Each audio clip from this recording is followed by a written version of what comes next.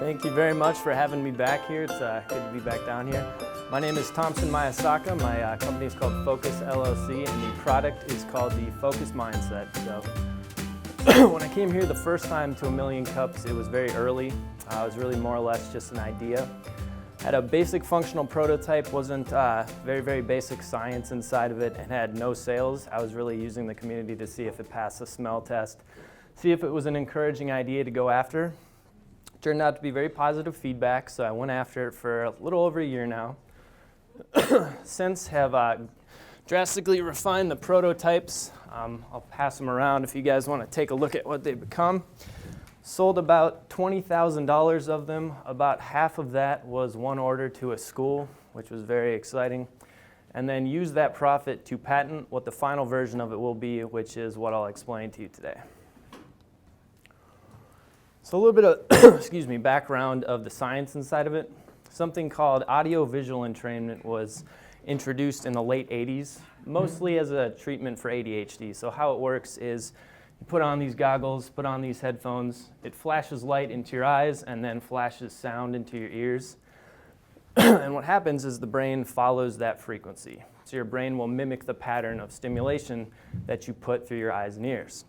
And that's really good if you're a kid with ADHD with really high-level disorganized brain activity, because after you remove the stimulus, the brain will more or less stay at that speed. It's not very commercializable. It looks kind of funny, and back in the late 80s, ADHD was not the same thing it is today. So what I'm doing is I'm taking the little brother therapy, which is just the audio component, mostly used to treat anxiety, putting it into something that's much more commercially recognizable, which is high-end noise-canceling headphones, then applying it differently.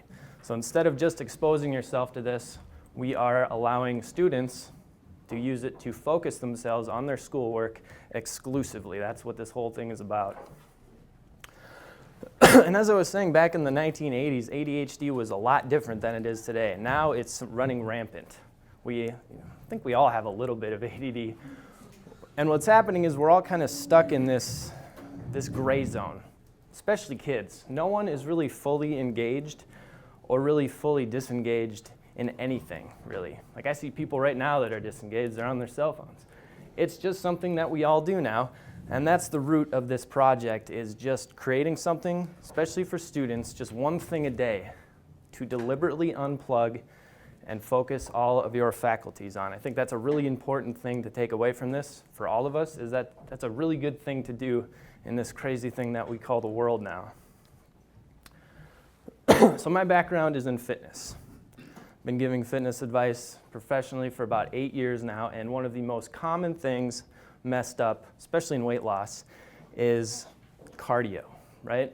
You want to lose weight, what do? A lot of people will take this man's approach, get on a treadmill, get on an elliptical, and just churn in the hours. However, I always, and a lot of people in the fitness industry will be an advocate of what this gentleman on the left is doing. You get a lot more return for your effort if you sprint, right? It's just a more efficient way to do it. It's just more primal. Like you never see a lion jog 26 miles after a gazelle, you know? It's just more natural to sprint and then recover. It's also better for you. So in that same way, if you have a student that's stuck in this gray zone, kind of half distracted, half engaged, it's going to take more time and it's less efficient. It's the same approach to cardio. However, if you use the focus mindset to deliberately block out anything that can distract you, a much more efficient way, it's going to mirror that of the sprinter up there. And the technology in here uses something I've patented called immersive cyclical sprinting. It's the same concept as sleep cycles, right? We all went to bed last night. Hopefully we all got into REM sleep, right? You go through about 60, 90-minute cycles. And if that cycle is interrupted, you don't get to REM sleep. And that's important. If you don't get REM sleep, you don't sleep as well. So in that same way, in the waking hours, if you are interrupted in your study cycle, you don't really get immersed in the learning. You don't really get deep enough into it to really take anything away, especially if you're a kid, because why not go to 3 Reasons Why 30 minutes through and check and see what no offense, you did a great job. I don't mean to hate on you. There's just a lot of stuff out there that can disrupt the cycle, especially if you're young and you have a lot of your social identity in social media. Oh no.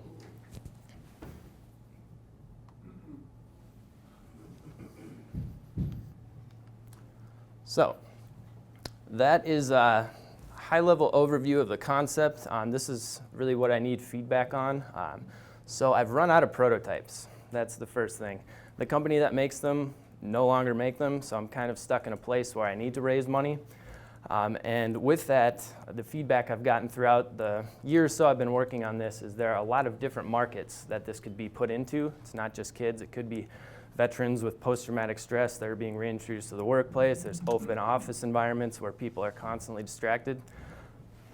So the other option I've been contemplating is kind of pivoting and rebranding it specifically to veterans coming back from war and wanting to go to school for a couple reasons. When you're doing this in a school atmosphere, there's a lot of education that needs to take place before people understand what it is. And even when you do explain it, it's kind of a little much for some people. So I'm thinking if we do it in a different place first to kind of skip the adoption part of it, it might be easier to do another market later. So yeah, that's the only other thing I really need from people. Been doing this on my own, and I kind of am forced to face my weaknesses as an entrepreneur, and I don't know much about sales and marketing. I know all about the product. I know all about operations. I have people that can make it. I have people that can ship it. I have people that can do all of that. I just need help with the really the branding and the marketing side of it. So with that, thank you very much for having me again, and open it up for questions.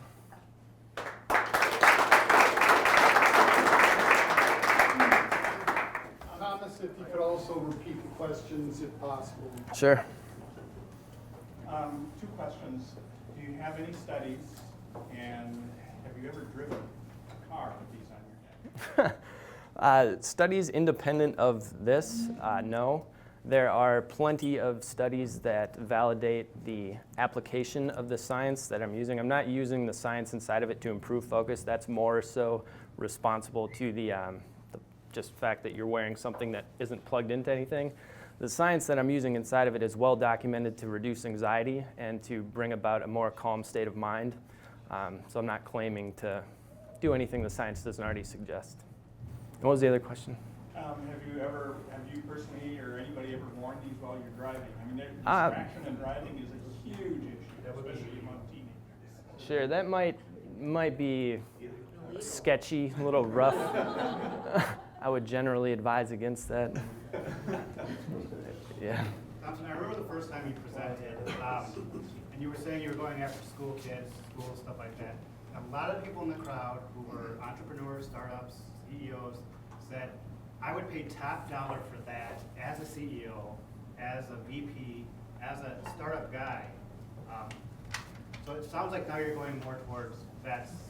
It's just really, I'm at a point now when I ran out of prototypes, so I'm forced to raise money in a specific direction, and I'm just making sure I'm entertaining all the options that could potentially be. So I think that you could get a premium going to these corporate, C-suite guys, CEOs and stuff like that, where you could kind of become, your margins would be huge. You could sell less, produce less, and then that's definitely one way to go as well. Things where you sell to the rich people and then slowly introduce less expensive versions, sure, which may cost you the same, but yeah, really makes sense.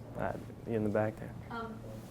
You hit lightly on a marketing opportunity you can use your existing design for, and you might be able to get the clients to give you the money to do additional manufacturing for them. Sure.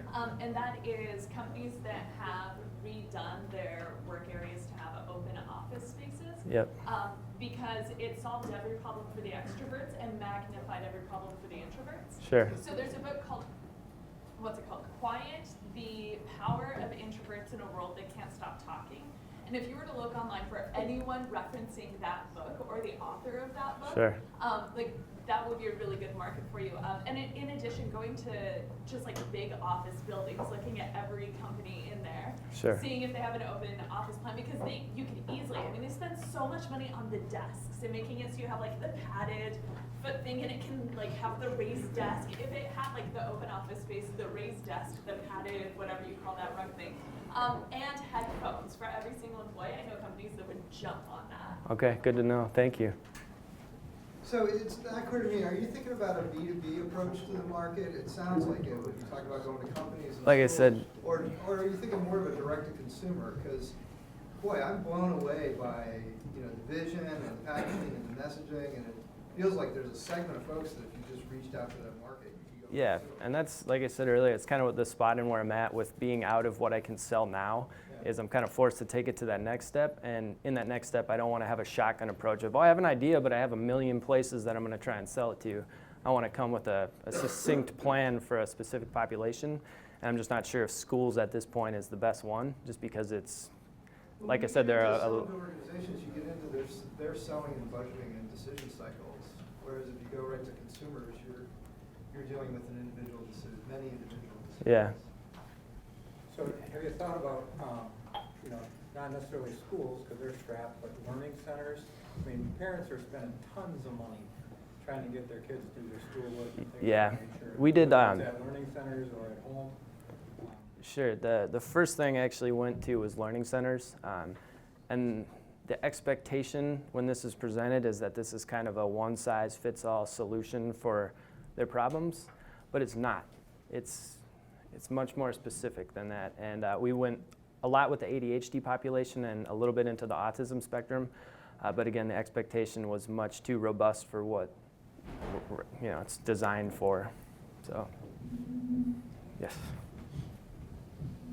You heard Lois Josephson talk about the Hill Capital Corporation being introduced at the kickoff on the 23rd.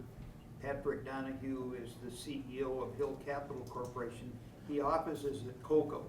So I was just thinking, it can be a zoo.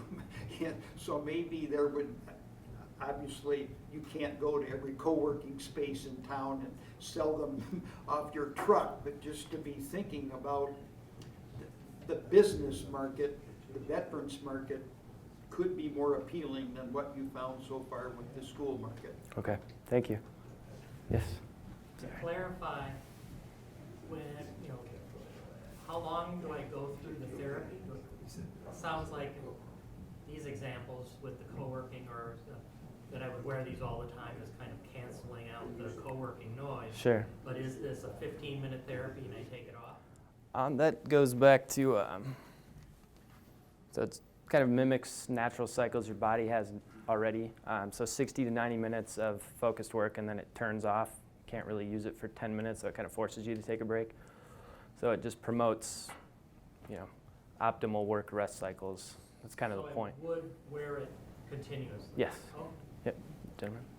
I guess I would say my recommendation on this product would be to definitely do some scientific studies specifically on the product, because I think that will actually probably help you target a direction. You're looking for a direction, where can I sell my product? Sure. If the scientific study says this is the direction, that'll help you move that way. right? Okay. What is the specific thing it helps? Sure. Thank you.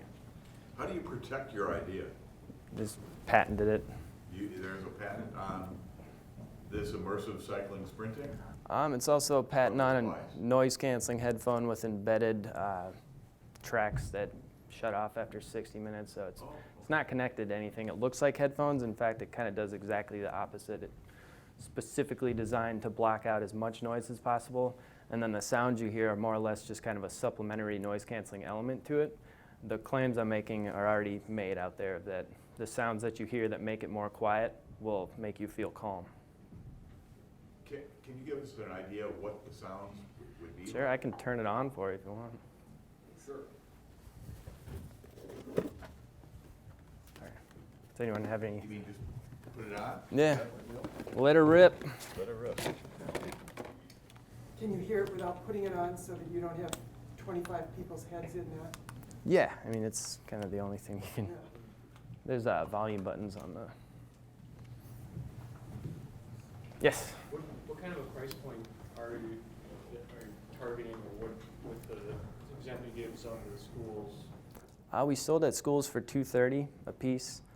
If we, kind of finalize it, brand it, and make it really high quality, it's closer to $299. Are you considering?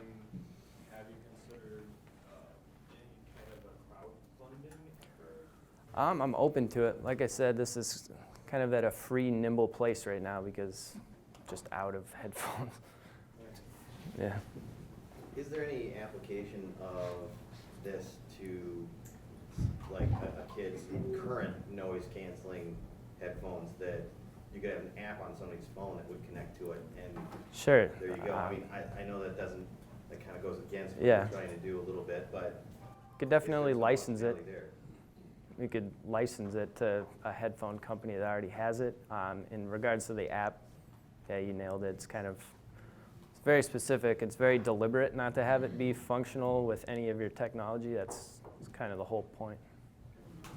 Along that same line, I was just gonna ask, is it ineffective if not delivered through headphones? Like offices, for instance, have white noise often going in the background for similar reasons.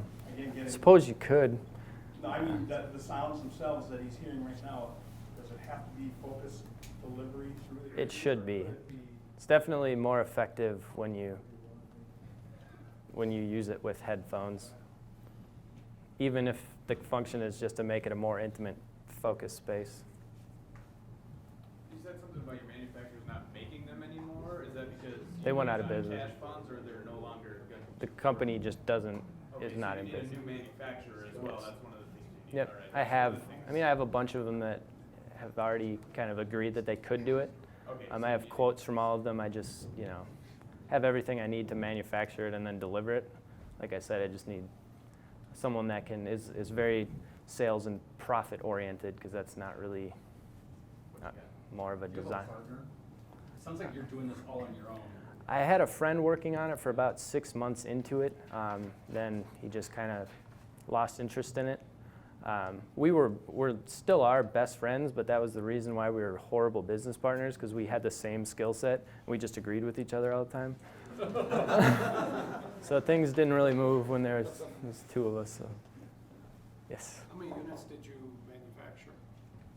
I haven't manufactured any. The company, like I said, that makes the headphones, they just made them for commercial. How many units were produced and sold? Total, about 105. Yes. What's the durability on them? Like, is it something that so it sounds like you would have your own. It's not like at a co-working space, you use it for an hour, you use it for an hour. So everyone has their own. Do they last, like? If you take care of them, they'll last as long as any set of headphones. If you're rough on them, though, they do tend to. These ones specifically break faster if you're not careful with them. So like a year? Yeah, I've been using mine for 2 years, but I take really good care of it. So. Anyone else? Perfect. Well, another round of applause for Tom. Thank you.